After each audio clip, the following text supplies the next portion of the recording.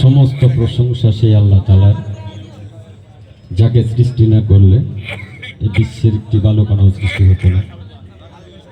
সেই আমাদের মায়ের নবী, দয়ার নবী জনাবে মোহাম্মদ মুস্তফা সাল্লাল্লাহু আলাইহি সাল্লামের রওজা মুবারকে ভক্তি চুম্বন রেখে, আর আমি কিন্তু ভাই বাউল শিল্পী না, আমি জিন্দাবীর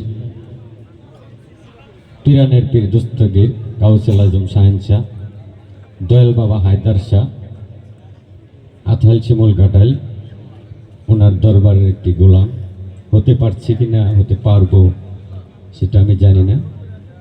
তাই আপনাদের চরণধুলি পাইলে হয়তো পেতে পারি। আমার গানের ছন্দে ভাষায় ভুল হলে ক্ষমা করবেন। আর শাপলা আপার মতো একজন বাংলাদেশের সুনামধন্য বাউল শিল্পী, ওনার সাথে সামনে গান করাটা আমার আসলে আমি এরকমভাবে জানি না, আমাদের ওরকমভাবে বলে নাই। হানিফ ভাই শুধু বলছে